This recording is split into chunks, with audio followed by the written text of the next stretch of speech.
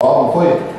Chegou alguns e-mails para o pessoal. Nós temos lá na reciclagem de matemática hoje alguns alunos aqui da Católica que cursam engenharia civil aqui na Católica. E aí você diz, e em que ponto que a reciclagem matemática vai nos auxiliar na nossa faculdade, no nosso curso? Tipo, quando você começa um curso de engenharia, tem muita gente que acaba começando um curso de engenharia, porém, lá no histórico do ensino médio, ficaram algumas lacunas não preenchidas. E aí o que rola? O cara chega aqui na faculdade e aí começa a estudar cálculo 1. E aí lá vem cálculo de limite. E aí o bicho apanha na hora de fazer uma fatoraçãozinha. E aí vem cálculo de derivadas. E aí ele tem problemas com propriedades de potência. E aí quando chega lá em cálculo 3, que tem que começar a usar coordenadas polares também. Quando chega lá em mecânica dos sólidos, que tem que fazer decomposição de vetores, que tem que fazer um produto vetorial, que precisa ter uma base em trigonometria. O que acontece? O cara até entende o que o professor lá na faculdade está explicando. Mas quando ele vai tentar resolver por conta própria, ele acaba escorregando numa manipulação trigonométrica, uma manipulaçãozinha até com fração muitas vezes, né? E foi exatamente isso que fez a reciclagem matemática estar aqui presente hoje. A professora, a Glaucenia, ela conversou comigo, ela disse, poxa Rogério, eu gostaria que você ministrasse essa palestra para o pessoal na Semana da Engenharia Civil, porque exatamente para mostrar para a galera que não adianta você chegar na faculdade de engenharia sem ter uma base matemática consistente. Inclusive, eu tenho tido a oportunidade, com a reciclagem matemática, de entrar em contato com muitas faculdades aí, né, do Distrito Federal, e eu fiquei impressionado com o índice de evasão que existe nas faculdades de uma forma geral. Eu fiquei assustado. Tem faculdade que o índice de evasão dos alunos que entram forma 10% só. Eu fiquei assim, caramba, e por que forma 10%? O pessoal, eu até conversei com alguns alunos já formando já dessas faculdades, e eles falaram, ó, o cara que chegou no terceiro semestre ileso, forma. O problema são aqueles semestres iniciais do curso. Por quê? É exatamente onde a parte básica da matemática acaba fazendo falta. Beleza? Então eu vou bater um papo com vocês aí a respeito da importância da base matemática na engenharia civil. Só iniciar a apresentação aqui. Beleza? Seguinte, só uma coisa. André, o pointer parece que não está ativado não. Deixa eu pegar o outro aqui. Vou pegar o outro pointer aqui. Tá.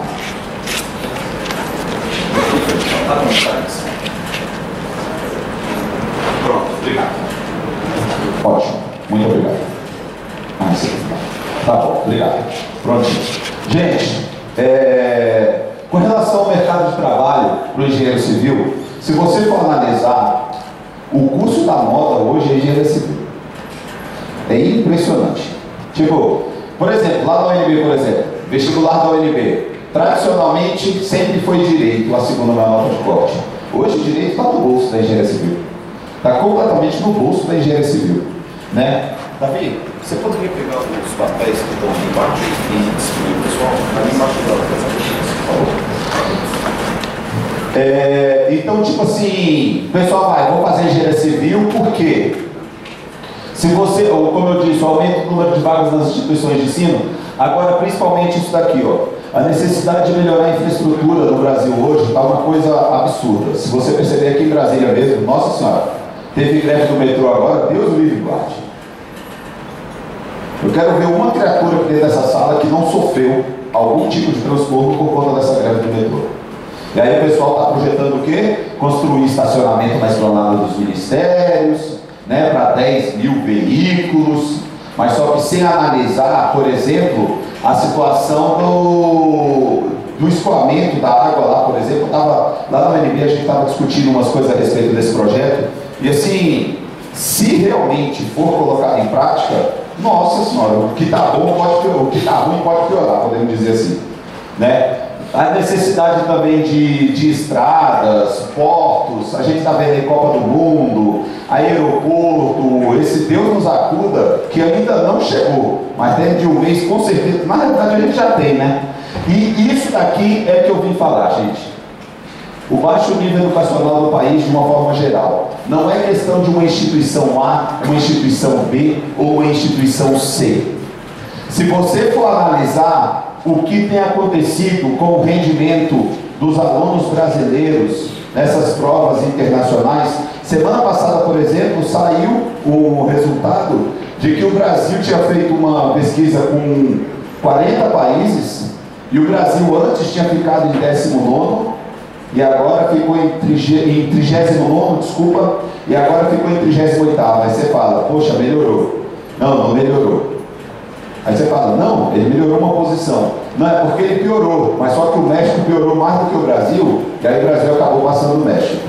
Mas só que o Brasil piorou, e a cada dia que passa, piora cada vez mais. Se você pegar um professor que já tem uma certa experiência de alguns anos em sala de aula, ele vai perceber que é impressionante. Com o passar do tempo, o pessoal está tendo um pouco mais de dificuldade com relação a se concentrar em uma única atividade. Por que isso? É celular na mão o tempo todo, é tablet na mão o tempo todo, e aí o que acontece? Ele acaba diminuindo a capacidade dele de se concentrar em uma única atividade por um longo espaço de tempo, e isso para a matemática é um desastre sem tamanho. A gente vai conversar um pouquinho a respeito disso aqui, tá joia? Negócio seguinte, eu dando aula, eu costumo sempre dizer com os alunos, de uma forma geral, e isso não vai ser diferente para vocês. Vou contar aqui uma historinha que aconteceu comigo em 2013. Eu me formei em 2006 na UNB. Eu entrei na UNB em 99, aí eu fiz ciências da computação, 2 anos e meio. Comecei a dar aula, tomei gosto. Quem dá aula sabe que entrou em sala de aula, bicho, experimentou da droga uma vez, já era. É impressionante o tanto que é viciante.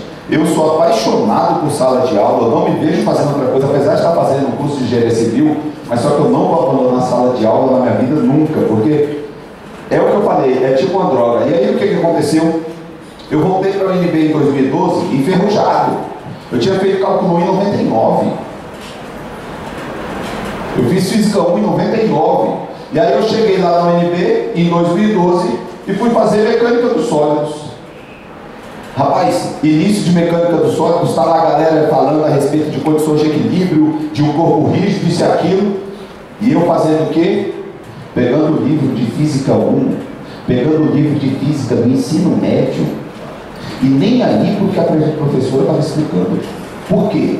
Porque eu reconhecia que eu estava com uma defasagem naquele conteúdo, então eu não me atrevi a estudar aquilo. Por quê? Porque eu sabia que estudando aquilo não ia adiantar bolhufas para mim. O que eu fiz? Peguei o livro de Física do ensino médio. Depois de 5 semanas a gente fez a primeira prova. Eu vim começar a estudar a matéria da primeira prova depois de 3 semanas de curso. Eu vim começar a estudar a matéria que a professora deu no primeiro dia de aula, eu só vim estudar depois de 3 semanas de curso. Sou um aluno que tem muito tempo para estudar? Não. Sou cabeçudo? Não. Sou absolutamente normal. Do ensino médio, passava ali também, arrastado. Eu tenho uma característica, qual é? Eu gosto sempre de raciocinar. E foi daí que nasceu a reciclagem matemática. Como assim? A maioria das pessoas encara a matemática sempre de uma forma mecânica. Tipo, por exemplo, eu estava conversando agora com o André, né, André? A respeito, por exemplo, de você obter o traço de um concreto. Existem expressões, sem dúvida alguma, existem expressões que são necessárias da gente decorar? Sem dúvida alguma existem. Porém, se você pega uma base matemática, uma base física mais consistente, fatalmente a sua capacidade de raciocinar vai aumentar, e isso vai fazer com que você, digamos, libere espaço da memória do seu computador para você poder processar informações mais complexas. E foi exatamente isso que eu fiz lá no curso de Mecânica dos Sólidos. Fiquei estudando Física 1, lembrando umas coisinhas de álgebra linear também, que era necessário. Consequência, quando eu cheguei na primeira prova, ali Sinceramente, dá licença, mas só que eu fiquei orgulhoso. Porque eu cheguei na primeira prova e consegui gabaritar a primeira prova. Coisa que, quando eu fiz matemática na UNB, raramente eu tinha conseguido fazer isso. Raramente eu tinha conseguido fazer isso. Eu falei, poxa, esse lance dessa experiência, desse tempo dando aula, eu acho que vai ajudar na faculdade. E realmente está ajudando demais da conta. Essa maturidade de você se preocupar em aprender o básico e depois sim você procurar aprofundar. Mas qual que é o problema? Tem prova semana que vem, então eu tenho que fazer uma porrada de exercício. Eu vou até comentar a respeito disso aqui. Então a gente está em Brasília, que é cidade de concurso público, né? É impressionante. Brasília é movida a concurso público. A máxima do concurseiro é o quê? Não estude para passar, mas estude até passar. Eu costumo dizer que se você quer realmente passar, não interessa se é um concurso, não estude para aprender, estude até aprender. Como assim? Tem gente, por exemplo, que vai começar a estudar alguma coisa e diz o quê? Se eu conseguir fazer os exercícios, então eu estou preparado para a prova. E aí quando chega na prova, percebe que não é bem assim. Poxa, eu consegui fazer os exercícios e tudo. Por que eu tirei 4 na prova? Quer ter certeza que você aprendeu alguma coisa? Aprenda até o ponto que você consiga explicar para alguém aquela linha de raciocínio. Se você conseguir explicar para alguém o raciocínio que você desenvolveu, aí você aprendeu. E te digo, pode passar o tempo que for que você se lembra. Pode passar o tempo que for. Semana passada eu estava dando aula lá na reciclagem para o pessoal que teve aula comigo ano passado de funções trigonométricas e ciclo trigonométrico numa escola que eu ministrava aula. Eu fiquei 1 ano sem encontrar esse pessoal. Eu saí da escola, estou só na reciclagem. O que aconteceu? Bicho, parecia que eles tinham tido aula ontem. O pessoal respondendo pá, pá, pá, pá. Por quê? Porque eles entenderam. Quando você entende ao ponto que você conseguir explicar, pode passar o tempo que for. E lembrando, você não está estudando agora para uma provinha que você vai fazer semana que vem. Vamos acabar com isso, né? Chega. Ensino médio já acabou faz muito tempo. Você está estudando é para uma ponte que você vai construir daqui a 8 anos. Você está estudando é para a sua casa, que você vai fazer o projeto da tua casa, se Deus quiser, do jeitinho que você quer. Inclusive, não vou mentir, uma das coisas, um dos meus sonhos é exatamente esse. A minha aluna faz arquitetura, eu estou fazendo engenharia civil. E um dos sonhos é exatamente isso, projetar do jeitinho que eu quero. Pois bem, você está estudando é para isso. Não é para passar na provinha que tem semana que vem, não. Isso daí é válido principalmente para o pessoal que está entrando agora aí na faculdade.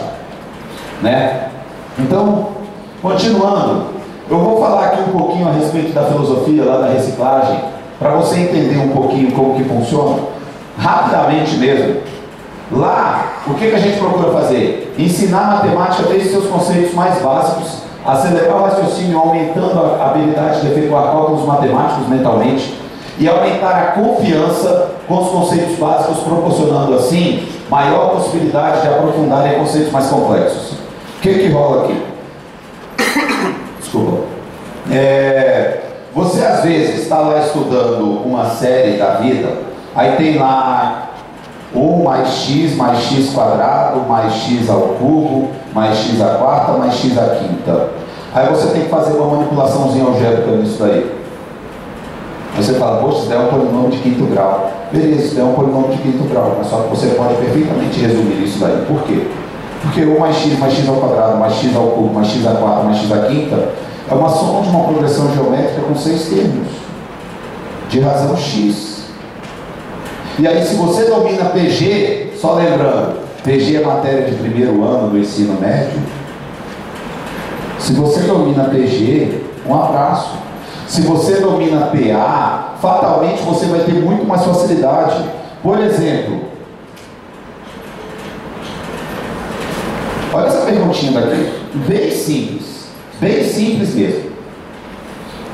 Se eu chego e pergunto para vocês quantos são os múltiplos de 4 entre 200 e 600, alguém aí seria capaz de me dizer quantos são de cabeça? Pode me falar, quantos são?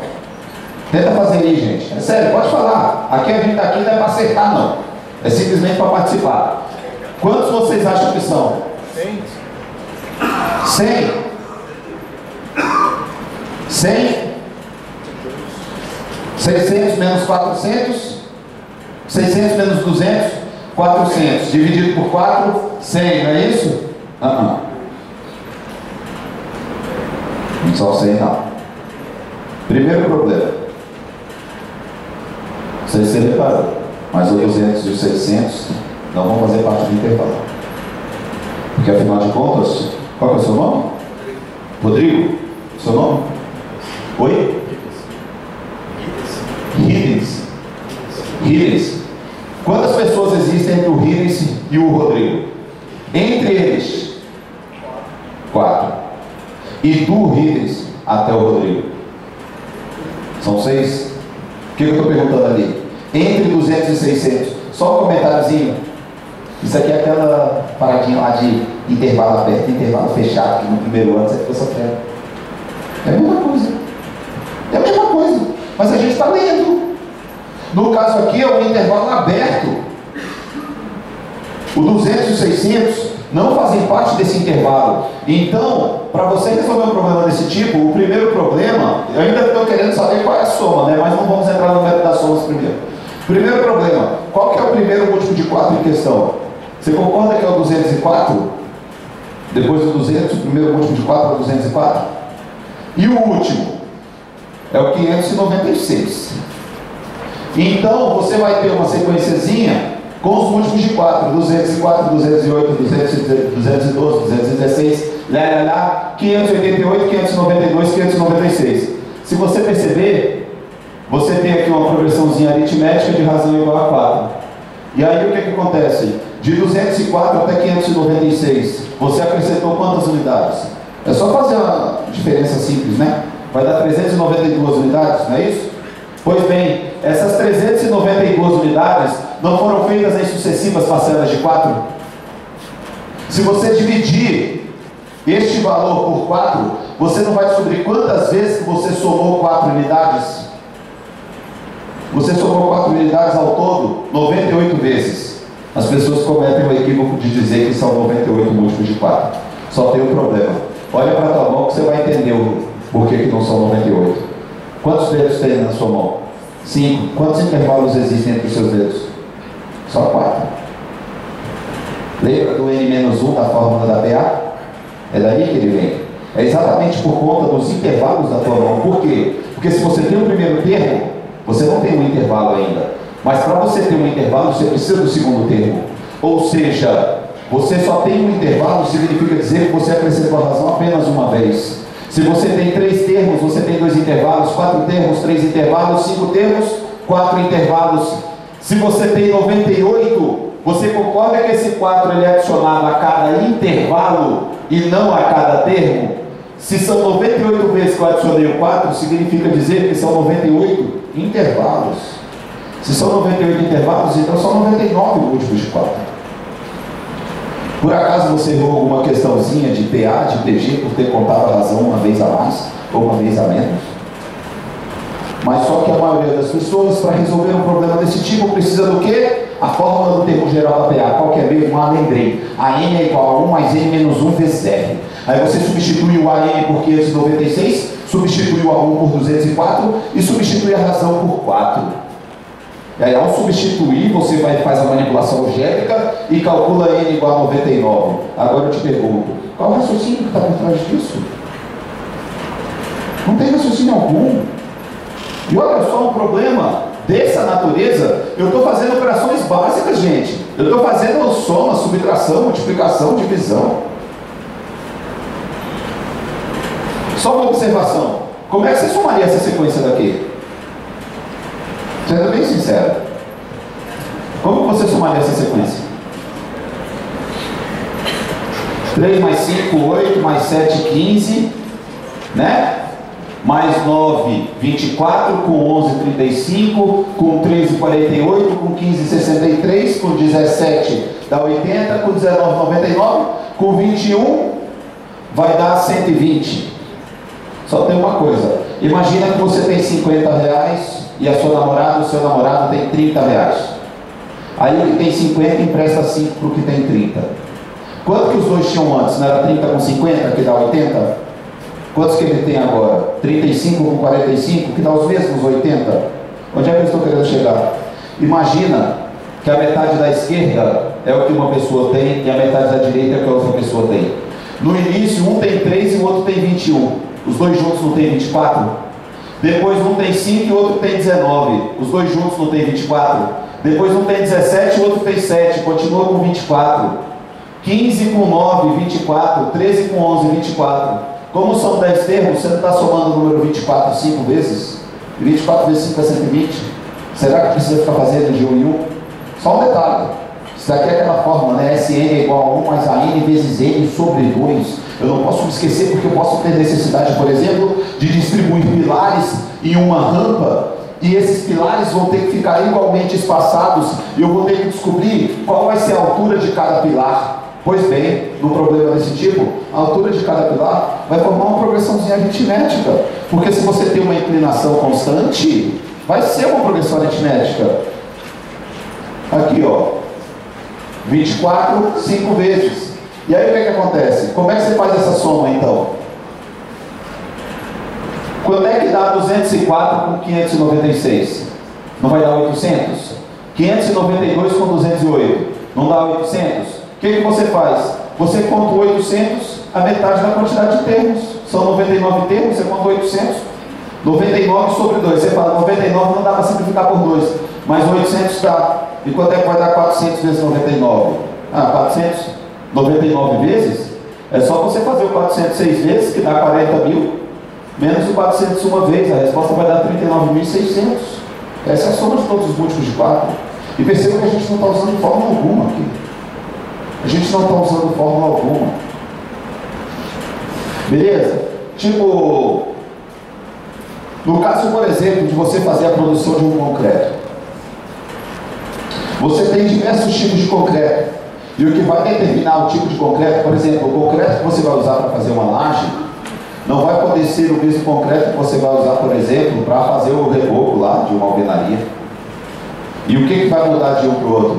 Vai mudar a composição desse concreto. Na realidade, a proporção entre seus componentes, principalmente de um concreto para o outro, você acaba adicionando algum tipo de aditivo, né? Inclusive, para comentar um pouquinho a respeito disso, eu gostaria de chamar aqui o Davi. O Davi, ele faz engenharia civil lá comigo, ele é do meu semestre, e ele trabalha com a gente lá na reciclagem matemática. Ele, assim, não tem só ele, tem mais outros 3 monitores lá conosco. O que eles fazem? Eles estão assistindo a todas as aulas do curso, desse treinamento inicial, que tem uma duração de 2 meses, eu vou comentar daqui a pouco com vocês, mas só que ele está assistindo a todas essas aulas, exatamente para que posteriormente eles possam também ministrar estes treinamentos, entendeu? Agora, com relação a disciplinas do Departamento de Engenharia Civil, o Davi, ele tem muito mais experiência do que eu, apesar de ele estar lá só há 2 anos, lá na UNB, mas ele já pegou disciplinas do departamento, ele já pegou uma quantidade bem maior do que eu, porque eu tive que trancar a faculdade. Eu estou há 1 ano com a faculdade trancada, eu volto agora no meio do ano, e ele está lá fazendo disciplinas. Essas fotos daqui, por exemplo, foram fotos tiradas por ele, lá em um dos laboratórios, né, lá da UNB, e ele vai comentar a respeito dessa questão da experiência dele lá no programa Jovens Talentos e tudo, né, que ele está desenvolvendo lá. Davi, por gentileza. Bom dia, gente. Meu nome é Davi, estou no 4º semestre de Engenharia Civil lá. E eu vim falar um pouquinho sobre a matemática e um pouco dessa prática do raciocínio na própria engenharia. Essas fotos aqui, a gente pode ver que são lá no laboratório. É a betoneira que nós usamos para fazer a mistura dos agregados, agregado miúdo, agregado graúdo, cimento e alguns aditivos. E aqui são alguns corpos de testes que depois de serem feitos a gente vai testar, para testar propriedades como resistência, compressão, como resistência à flexão, no caso de metal ou alguma viga de aço. E são feitos alguns testes depois, como esse aqui, que é o slump test, que depois que nós fazemos o concreto, nós temos que testar o caimento dele para ver a fluidez, porque numa obra, por exemplo, nós temos que saber qual é a quantidade de água, qual é a proporção de água que nós temos que usar, mas ela tem que respeitar um certo limiar. Ela não pode ser muito alta, senão aquele concreto vai ficar muito fluido. embora seja mais fácil trabalhar com um concreto mais fluido, ele não é viável porque ele vai diminuir a resistência desse concreto. E um concreto muito seco também, ele pode ser um pouco mais resistente do que um concreto com mais água, mas você não pode, por exemplo, projetar ele numa parede e fazer com que ele fique ali. No caso, na engenharia, qual que é o objetivo do engenheiro? Resolver problema. Vai chegar um problema para você e você vai ter que resolver. Muitas vezes, a gente tem que resolver isso rápido. E a gente não vai ter um papel e uma caneta para ficar resolvendo. No laboratório, por exemplo, isso é um exemplo muito concreto. No caso, na construção de um edifício, foi determinado que para a construção de lajes são necessárias 52 toneladas de concreto, com traço de 1 para 2 para 3,5. O que é o traço de concreto 1 para 2 para 3,5? O traço do concreto é a relação entre a quantidade de cimento agregado com a quantidade de cimento agregado miúdo e agregado graúdo. Como assim? Quanto de cimento eu vou usar para quanto de brita e para quanto de areia? Por que a gente não pode simplesmente ir lá e jogar? Eu acho que é um tanto assim. Primeiro que o cimento é uma coisa cara. Eu não posso, não é viável para uma obra, eu ir aumentando a quantidade de cimento. Aqui deve dar. Não, você tem que calcular bem exatamente o que você vai precisar para que aquela resistência seja a máxima possível para o menor custo. Então, temos que maximizar essa relação entre os agregados. Sabendo que 20% dos componentes do concreto são desperdiçados nas diversas etapas da obra, calcule a massa de cada um dos componentes necessários nessa etapa. Então, além de ter que calcular a proporção da quantidade de cimento, brita e areia que a gente tem que usar, a gente tem que considerar a perda. Então não é uma coisa muito simples de você fazer de cabeça. Nem sabe, tem que usar tantas toneladas nessa obra. E aí, você vai comprar mais? Você vai confiar no que, eu acho que é tanto. Vai comprar mais e vai perder, vai comprar menos e vai atrasar a sua obra. Não. De cabeça nós podemos resolver essa questão. Pessoal, só uma coisinha ali. Uma outra coisa também. Tipo, principalmente o pessoal que está entrando. Gente, até hoje na tua vida, muitas vezes você se deparou com uma situação que uma outra pessoa pode resolver aquilo para você. Bicho, daqui para frente, quando você entrar no mercado de trabalho, você vai construir lá, vai ter uma obra grande.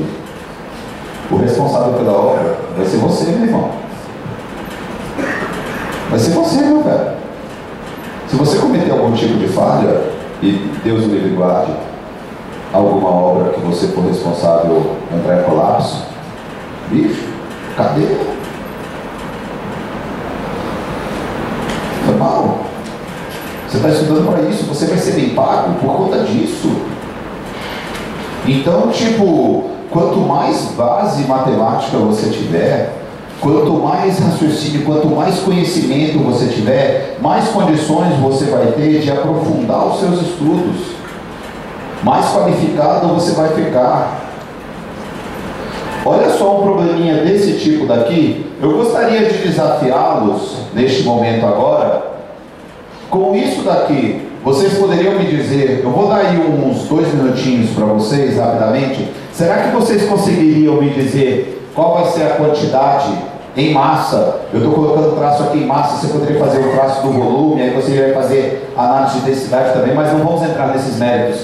Mas qual seria o traço desse, qual seria a quantidade que você iria ter que comprar destes 3 componentes, de cimento, areia e brita? Você poderia tentar descobrir isso aí rapidamente, sabendo que o traço é de 1 para 2 para 3,5. Você precisa ao todo de 52 toneladas. Isso daqui é o que você vai precisar realmente para realizar a obra, mas você não pode se esquecer que tem 20% de perda.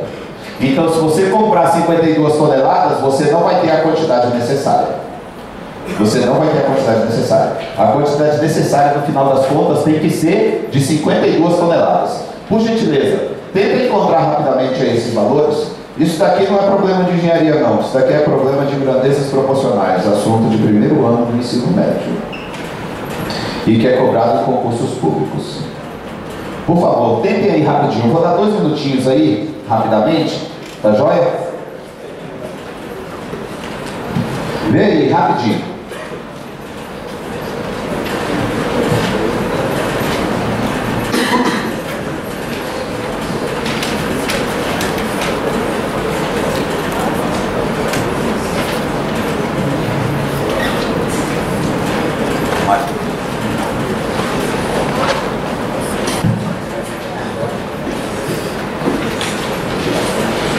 Oi?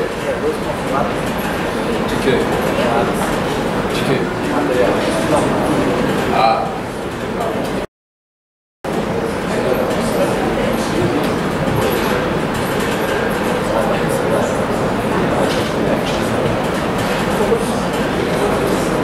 65 toneladas. Oi? 65 toneladas. Perfeito. A quantidade de cada um. Quantidade de cada um, 65 dividido por 6,5, 10, cimento 10, agregado grau 20, Perfeito. 35. Já apareceu já o primeiro aqui. Só curiosidade. Quem já achou já 65? Só curiosidade. 1, 2, 3, 4, 5, 6, 7. São 65 toneladas ao todo. Quem já encontrou as quantidades de cada um? 1, 2, 3, 4. E vocês vão perceber que praticamente não tem necessidade nem de lápis aqui. No caso, percebam aqui alguns detalhes. Eu vou já fazer a resolução aqui rapidinho. Como vocês perceberam, já é o suficiente para poder descobrir. A proporção entre as partes é de 1 para 2 para 3,5. Se você, por exemplo, tem um pouco de resistência com números que não são inteiros, então coloque 2 para 4 para 7. Por que isso? É como se fosse tipo uma receita de bolo. Se tu vai fazer uma quantidade de bolo para 20 pessoas, você vai usar uma proporção de 1 para 2 para 3,5. Se você for fazer uma quantidade para 20, para 40 pessoas, você não vai dobrar? A proporção entre eles continua a mesma. Se você perceber, o que interessa é... O que interessa é a mesma, né? Você não vai mudar a receita alterando as proporções, você vai alterar a quantidade. A quantidade, por exemplo, de areia vai ser o dobro da quantidade de cimento. E a quantidade de brita é 3,5 vezes maior do que a quantidade de cimento. Ou seja, a quantidade de brita é 250% maior do que a quantidade de cimento. Inclusive, essas brincadeiras de porcentagem, no caso aqui, como é que você resolve o problema do desperdício? Simples. Perceba que você não precisa de uma regra de 3. Se você vai ter um desperdício de 20%, você vai precisar de 80% do que você comprar. Então 80% do que você comprar dá 52. Só tem uma coisa. Como é que você faz isso daqui mentalmente? Só curiosidade. O que é 80%? Não são 4/5? Não são 4/5? Então, se 4/5 é 52, o que você pode fazer? Divide 52 em 4 partes. Cada parte vai dar 13. E você aumenta uma dessas partes. Aí você vai ter. Que são 65 toneladas. Pode perceber, o 65 dividido em 5 partes não dá 13 em cada parte? 4 partes não dá 52 toneladas? Perca 20% de 65. 10% de 65. 10% de 65 não dá 6,5?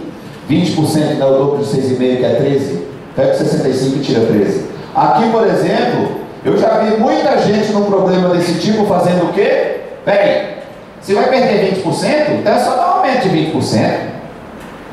Primeiro dar um aumento de 20% dos 52, com certeza algumas pessoas aí fizeram isso. Quer ver? Alguém aí por acaso encontrou 52, 10%, 20%, 10,4%, 62,4%. Estou vendo os sorrisinhos aí já. Pois é. E aí, vai? Você vai fazer a obra. Experimenta comprar 1 tonelada a menos de cimento. 2 toneladas a menos de areia. 3,5 toneladas a menos de brita. Com a obra lá andando.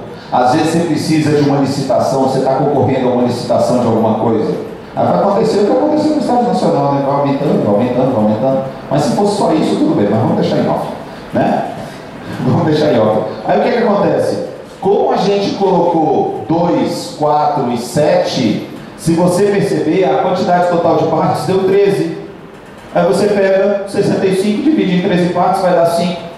De cimento você vai ter 2 partes de 5, de areia 4 partes de 5.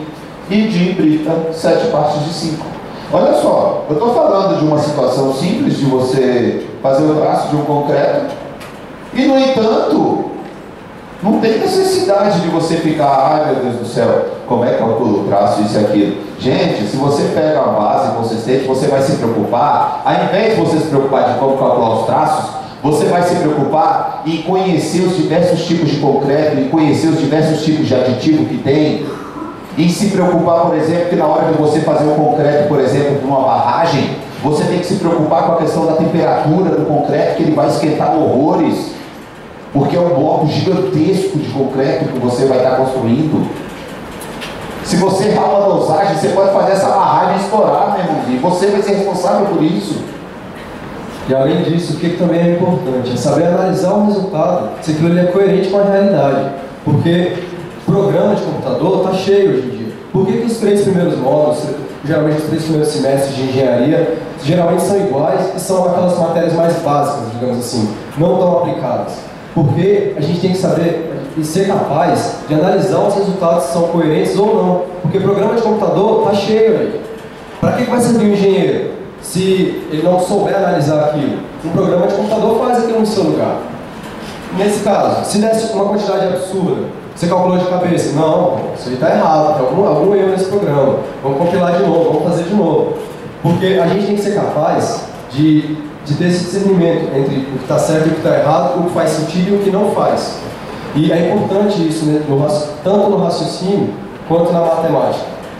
Ter essa capacidade de saber julgar as coisas. E a gente adquire isso acelerando o nosso raciocínio e criando mais uma intimidade assim, com os números e com as contas e com os cálculos. Pessoal, por exemplo, eu estava conversando agora com o pessoal, esse problema daqui, ele vem do livro do Hibbeler, né, um livro de mecânica para engenharia, um livro de estática, tem um de dinâmica também. Está na página lá 183, é o exemplo de número 5.17. O problema consiste no quê? Olha só, um probleminha bem, entre aspas, tranquilo, porém, que pode dar um pouco de dor de cabeça. Agora imagina se você se amarrar na parte básica para a resolução deste problema daqui.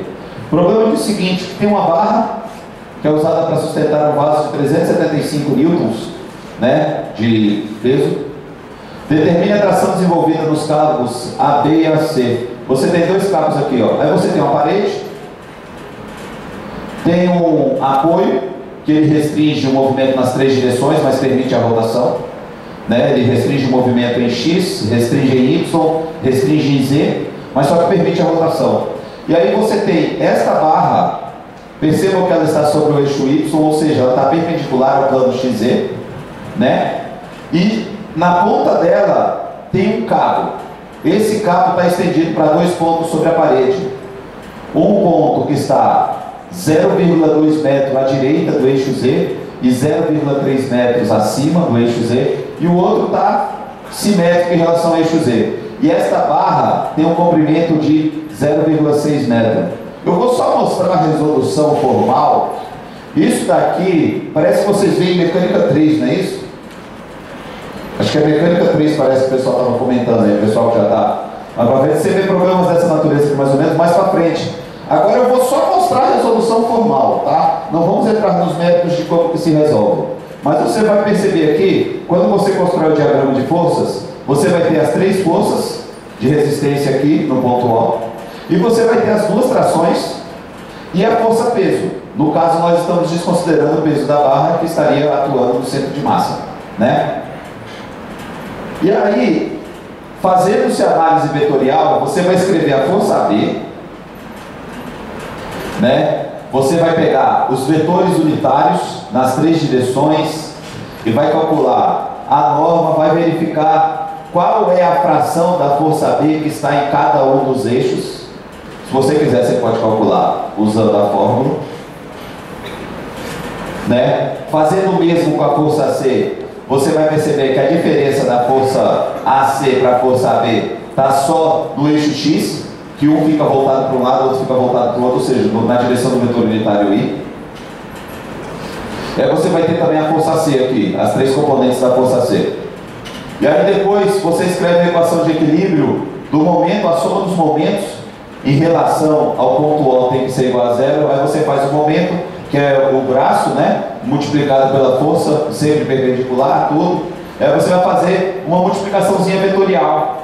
E aí na hora de você fazer produto vetorial, lá vem o seu conhecimento, por exemplo, na hora de manipular a operação com matrizes, de você saber, por exemplo, o produto de um vetor unitário por outro vetor unitário vai estar em qual direção, para você saber para que direção vai estar a força resultante, porque você vai ter que anular essa força resultante de alguma maneira, você vai ter que anular aquele momento de alguma maneira, tipo o princípio do helicóptero, por exemplo, né, que fica girando, aí tem que ter uma hélicezinha lá no fundo para eliminar o momento e o helicóptero poder voar tranquilamente, porque senão ele vai ficar girando, né, a hélice gira para um lado e ele gira para o outro, que é o que acontece quando estoura a cauda do helicóptero nos filmes. Né? E aí você vai fazer a somatória dos momentos em X, somatória dos momentos em Y, somatória dos momentos em Z, e você vai ter esse sisteminha. Só tem uma coisa: como é que você resolveria esse sistema mentalmente? Como é que você com essas equações em mãos? Será que dá para resolver esse sistema mentalmente?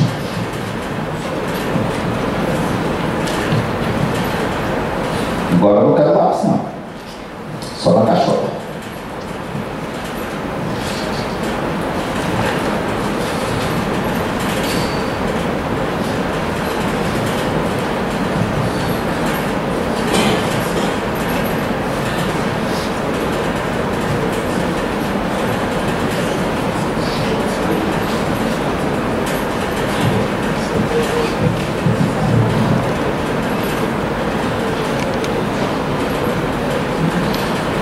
Uma coisa dá para a gente perceber claramente: FAB e FAC vão ter a mesma intensidade, não é verdade? Né?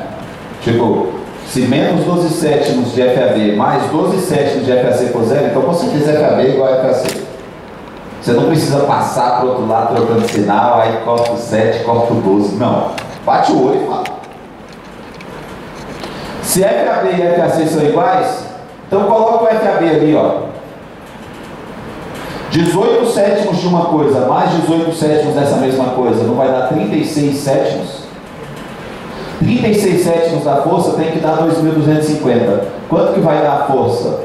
Vai ser 2.250, né? Você vai multiplicar aquilo dali por 7 e vai dividir por 18. Será que dá para simplificar isso daqui? 18 não é 2 vezes 9?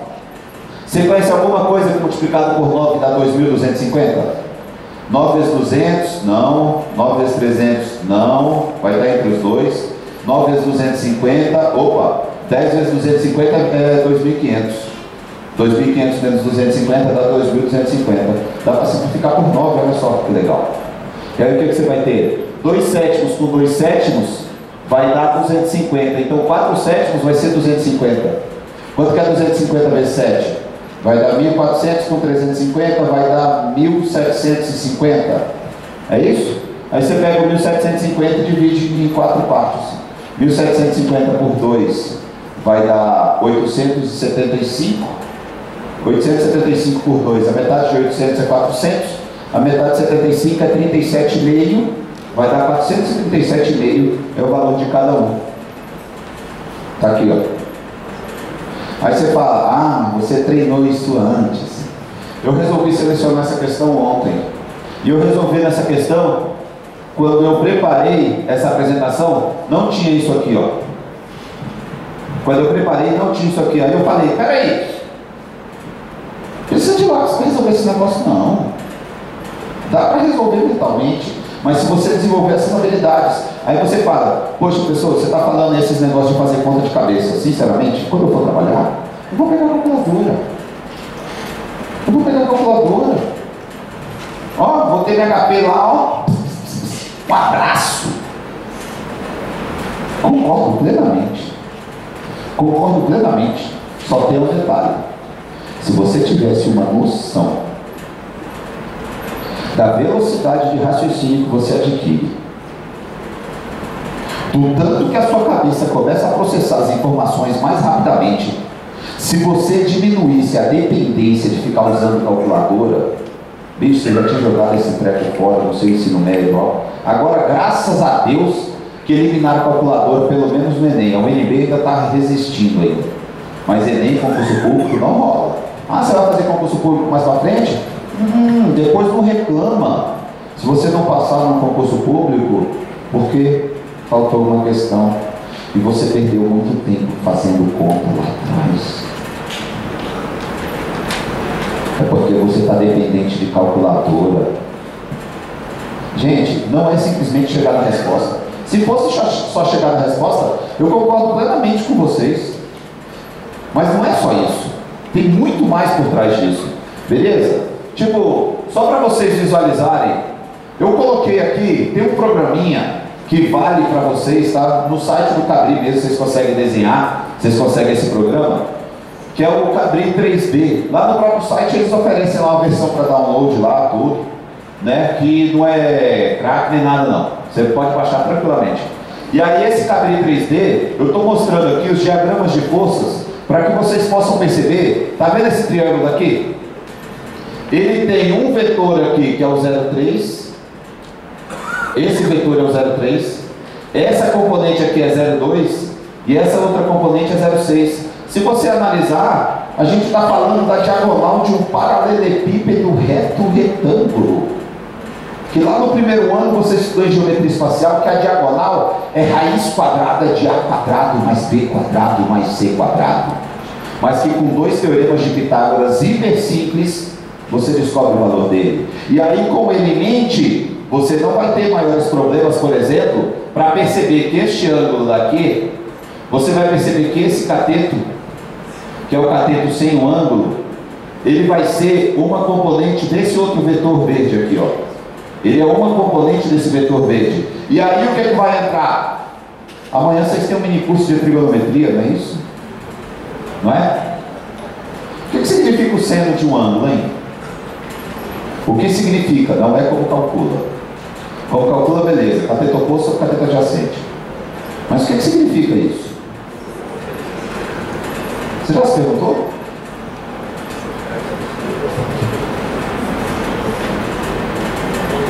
Não?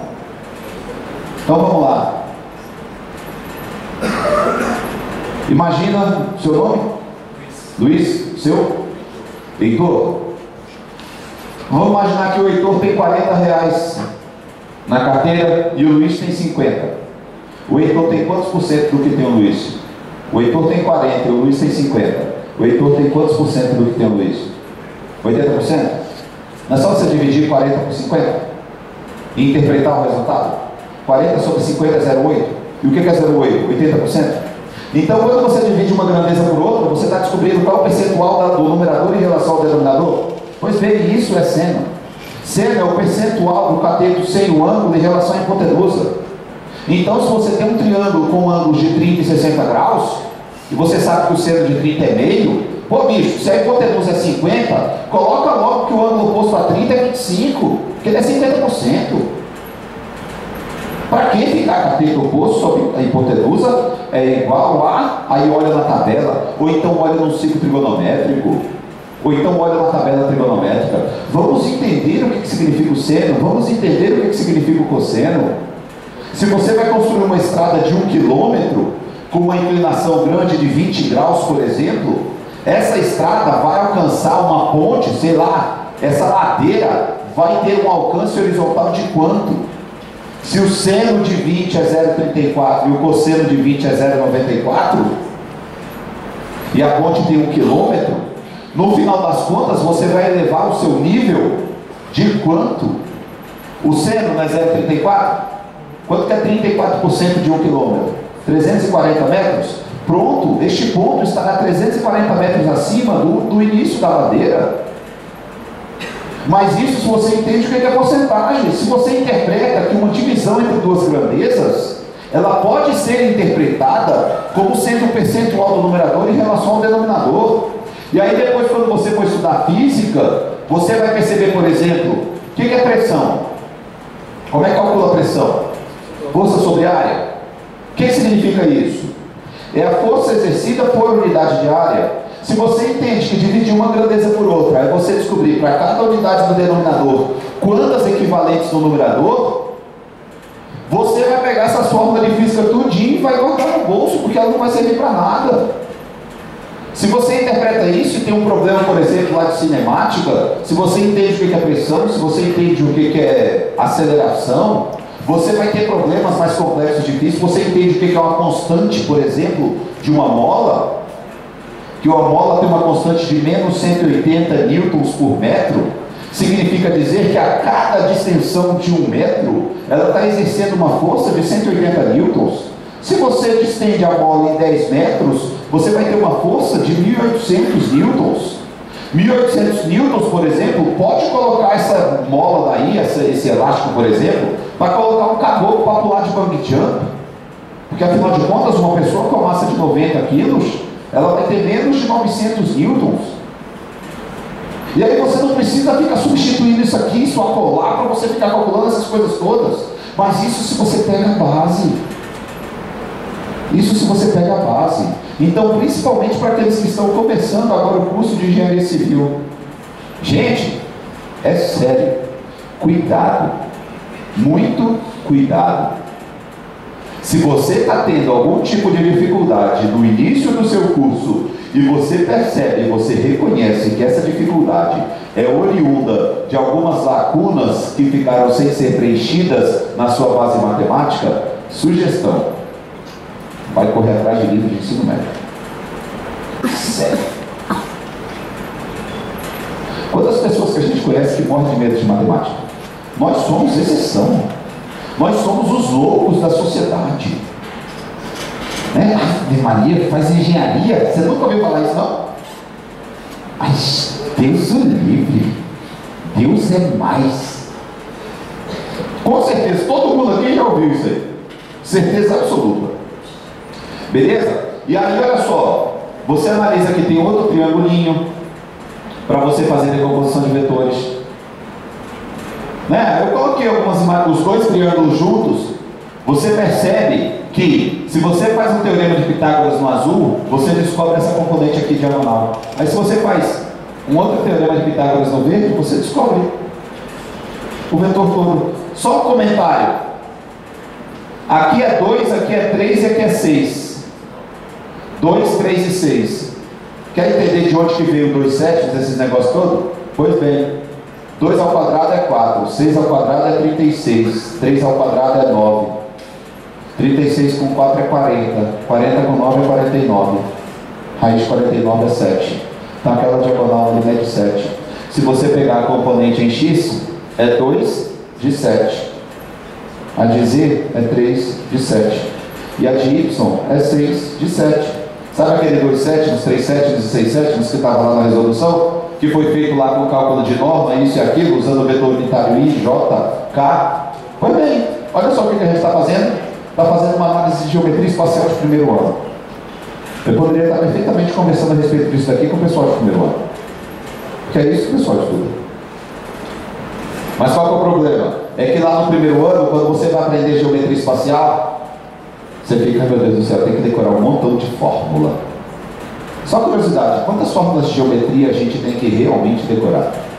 Estou falando de geometria plana, espacial e analítica, a nível de ensino médio. Sinceramente, só 3.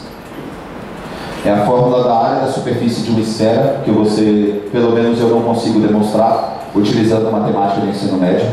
É a fórmula da distância de um ponto a uma reta na geometria analítica, que mesmo assim você pode utilizar perfeitamente relações métricas no triângulo retângulo, que vem de semelhança de triângulos, e a distância entre duas retas paralelas, que você pode usar o mesmo raciocínio. O resto, fórmula de área de triângulo equilátero, setor circular, volume disso, volume daquilo, tronco de pirâmide, área lateral disso, área lateral daquilo. Se você tem uma base matemática consistente, nenhuma, absolutamente nenhuma dessas fórmulas você acaba tendo necessidade. Achar a equação da reta, dados 2 pontos, de ioiô e xoxô, esses negócios todos, bicho, absolutamente nada.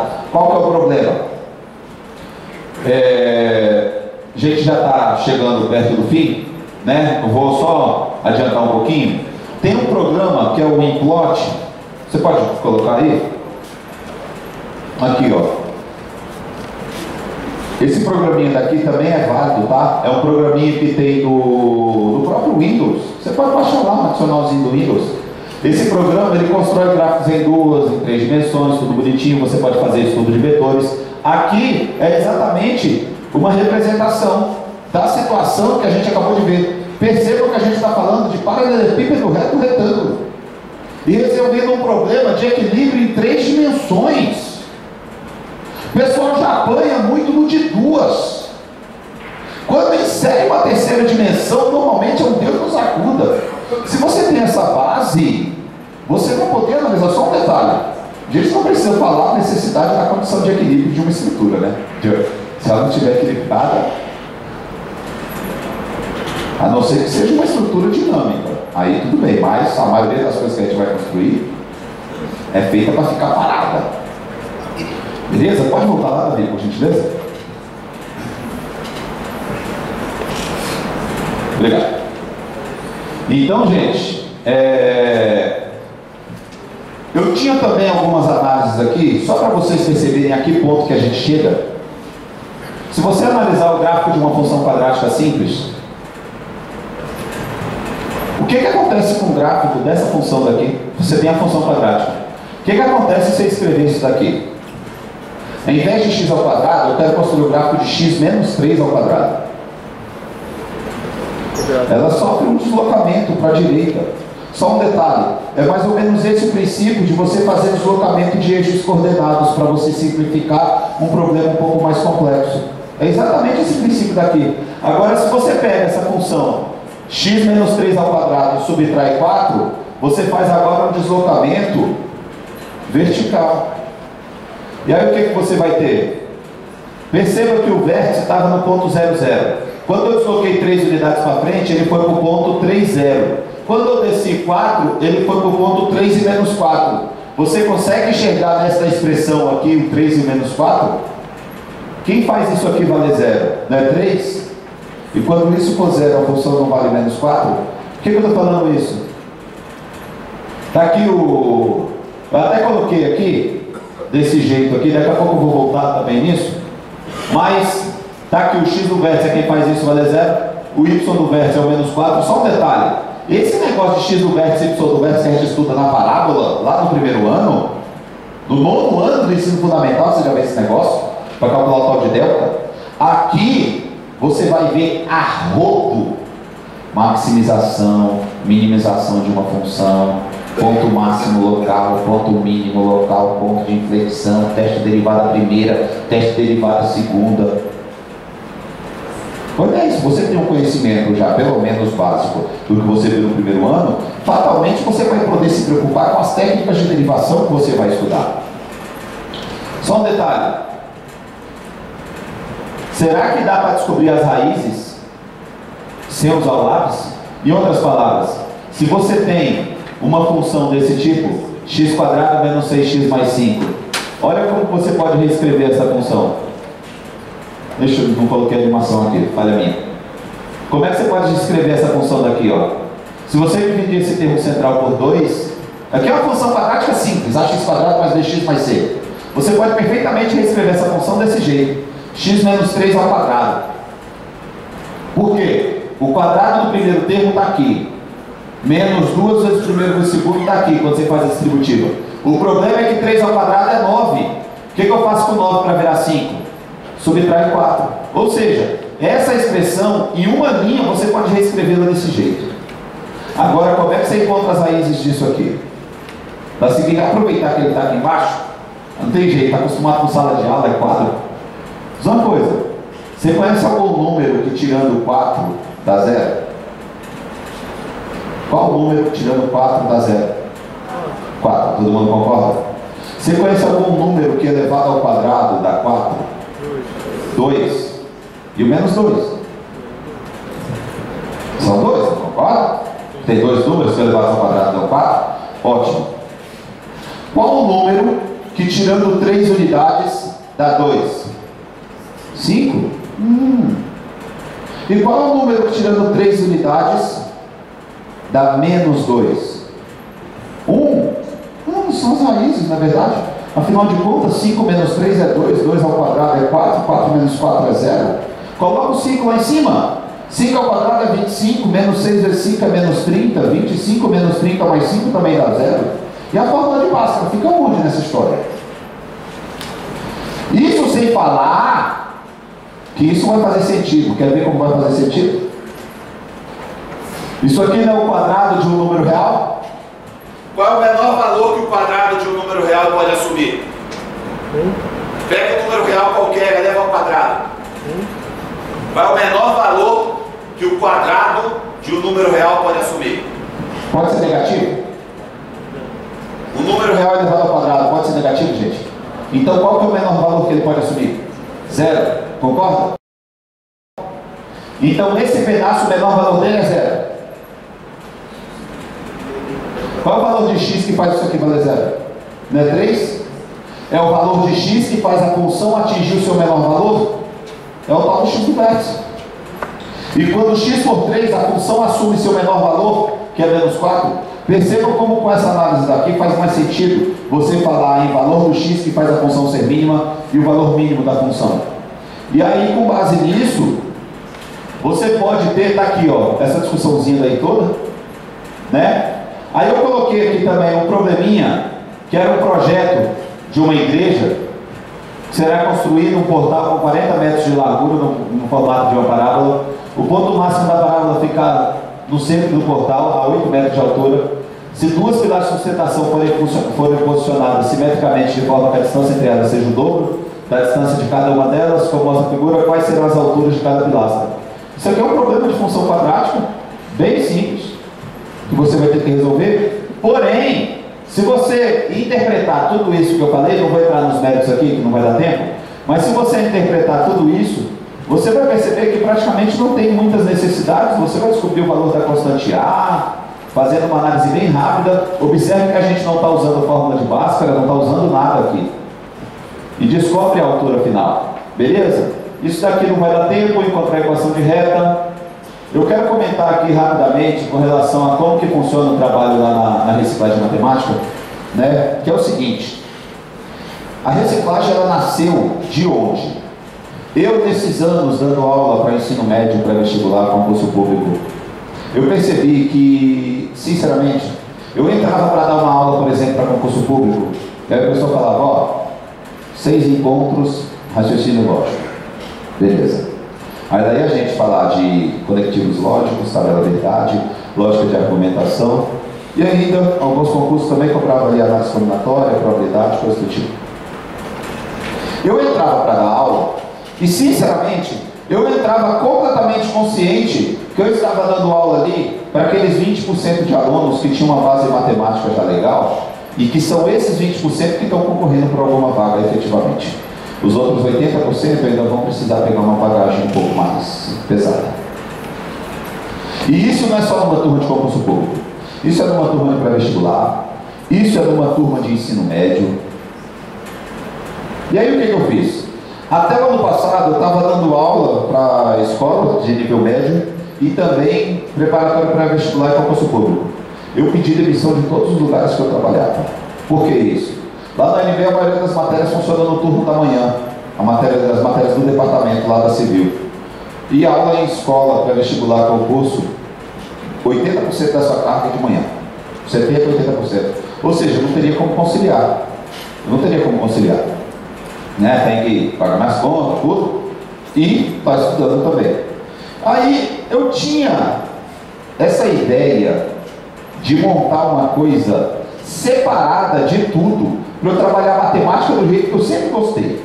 Se ia dar certo, se não ia dar certo, eu acreditava, mas só acreditava, nunca tinha colocado em prática. Quando chegou no ano passado, alguns alunos meus viraram para mim e falaram, pô Basílio, não dá para a gente ter mais aula disso, daquilo e tudo? Eu, rapaz, quer saber da coisa? A hora é agora. O que eu fiz?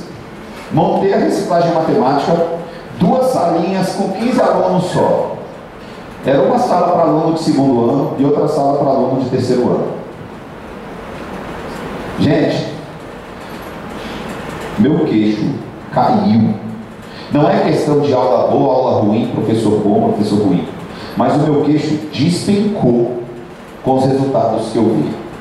Eu vi aluna de segundo ano que tinha reprovado em 8 disciplinas em 2012. 8. Sabe aquele tipo de aluno que você pega lá, um triângulo retângulo, o cateto é 3, outro é 4, calculei quanto é 12, é 7. Desse naipe. Bicho, essa menina tirava 0,2, 0,3 nas minhas provas. Uma das 8 disciplinas que ela reprovou em 2012 foi matemática comigo. Quando chegou em agosto, eu virei para essa menina e falei: você está indo para o mesmo buraco. Você está indo para o mesmo buraco.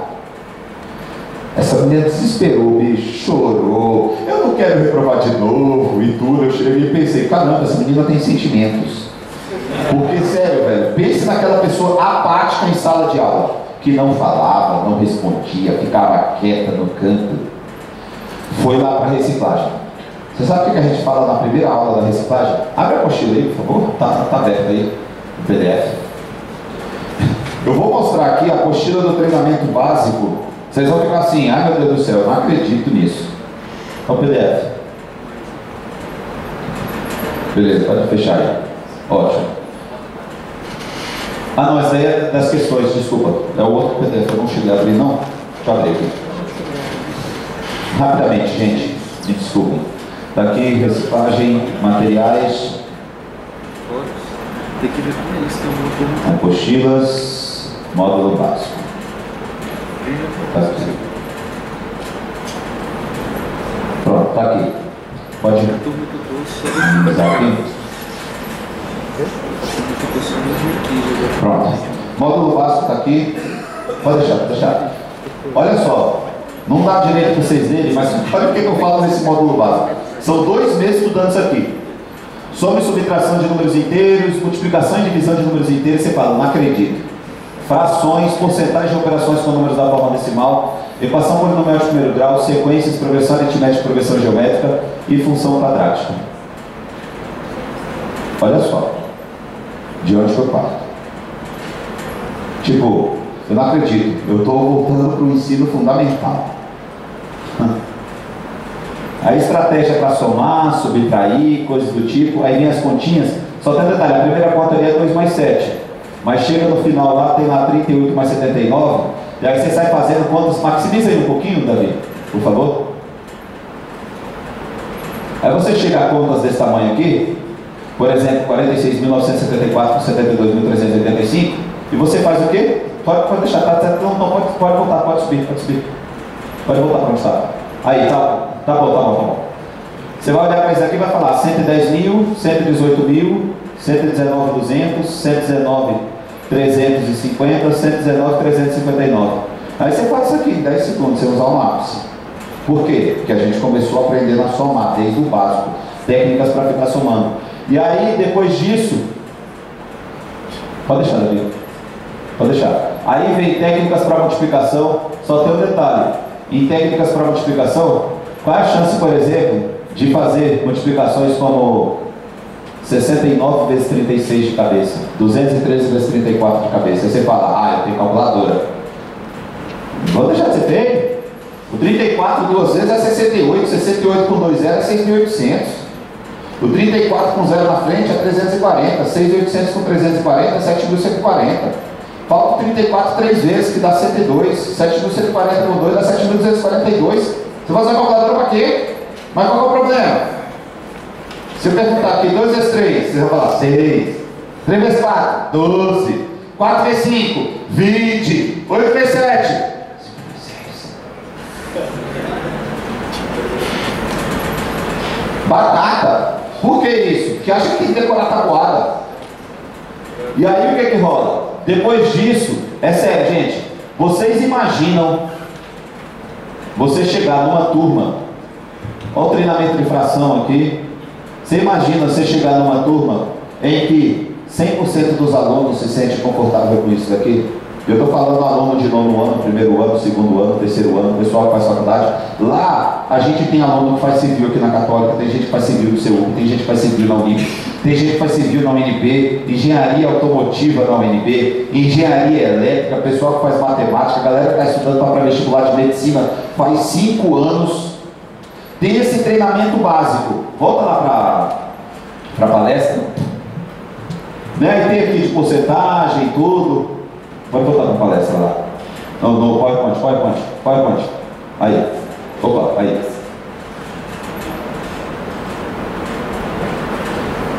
Aí. Obrigado. Aí, ó, os conteúdos que são trabalhados lá.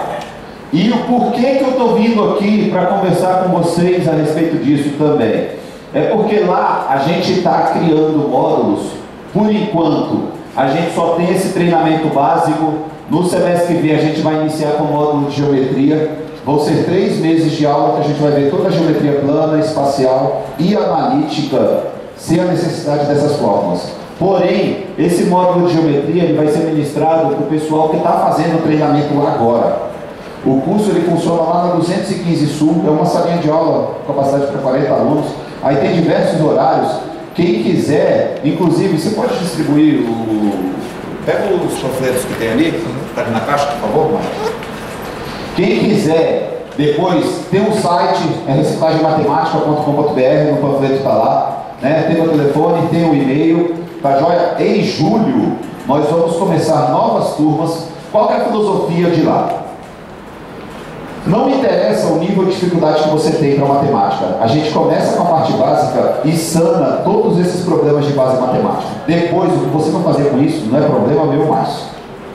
Acontece que tem gente que está querendo ter um módulo de engenharia, o pessoal que está fazendo treinamento das engenharias, pô, não dá para fazer um módulo lá de cálculo, de física, juntar tudo? Esse caboclinho aqui mesmo, pensa no bicho da cabeça grande. Você vê assim, cara de novinho, pois é, esse bicho passou para civil lá no NB na metade do 3º ano, essa criatura. E chega lá, fica dando monitoria, esses negócios todos. Mas por que eu chamei? Porque tem a cabeça grande? Não, é porque quando vai explicar, tem preocupação de explicar de forma que o aluno entenda. E aí eu convidei não só o Davi, tem mais outros membros também do curso, né, que fazem lá comigo, que estão trabalhando lá comigo. E aí a intenção é criar um módulo para cada público. Porém, com este módulo de treinamento básico para todos. Por quê? Porque a base matemática é necessidade de todos.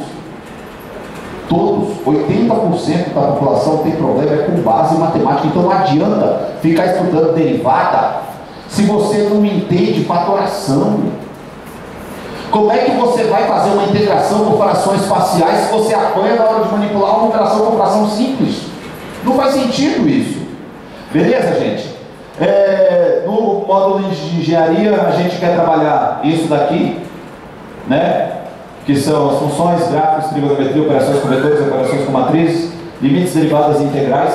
Beleza? A nossa equipe é formada por mim, Rogério, o Davi, o João Paulo, sozinho. Vocês conhecem sozinho?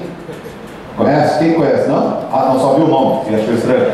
O Maicon, que é o nosso rasta, beleza? E o Lucas, que é o Jajá. Tá joia? Eu gostaria de agradecer à Universidade Católica pela oportunidade, a professora Glauceni, né, por ter feito o convite para a gente poder mostrar aqui o trabalho que está sendo desenvolvido na reciclagem matemática, ao Centro Acadêmico da Engenharia Civil e o PET, que organizaram este evento daí.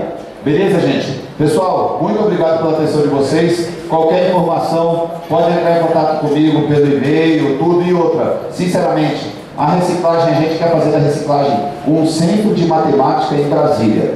Intercâmbio entre as faculdades de engenharia, entendeu? Realmente fazer um centro para aumentar o nível matemático aqui de Brasília. O objetivo é esse. Agora, se você vai usar matemática para escola, para concurso, para faculdade, aí são outros 500.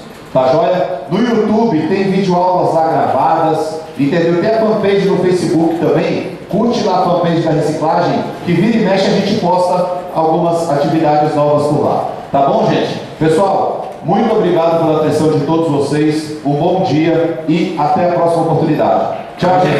Muito obrigado.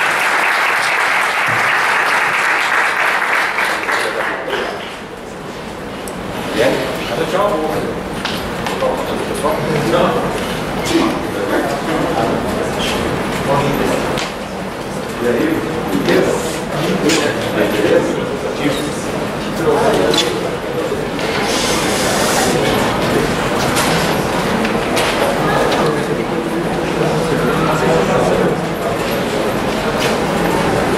Falou.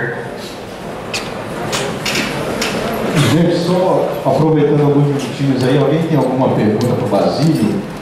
Coisa? Não? Basílio, muito obrigado aí pela excelente palestra, tá? Me fez lembrar aí os tempos aí também do segundo grau aí, que eu fazia parte também de um grupo desse, assim, similar. Não era nessa dimensão aí, não. Mas, ó, gente, o Basílio falou algumas coisas interessantes, tá? Ele foi notando aqui a questão de evasão, certo? A gente tem notado isso altíssimo no curso de engenharia, tá? Principalmente aí por uma base realmente de matemática, tá? É um curso aí que vocês estão lá, é um curso bastante promissor, tá? Principalmente pela falta de estrutura no Brasil, tá? A gente tem aí, realmente o Brasil é inadmissível a gente ter aí a quinta, sexta potência do mundo, um país com 200 milhões de habitantes, tá? E ter uma infraestrutura muito aquém de países que estão bem atrás da gente, tá? Coreia do Sul e por aí vai, tá bom? Então nós estamos precisando, nos próximos anos aí, a gente faz parte de algumas coisas aí, então a possibilidades, a probabilidade de concurso na área de engenharia civil são altíssimas, né? De incremento de vagas, tá?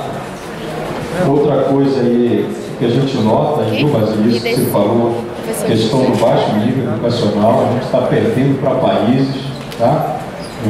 Uma pesquisa de 40, já foi o 39, né? 38º, melhorou. Graças a Deus ao México, não ao Brasil, né? Tá?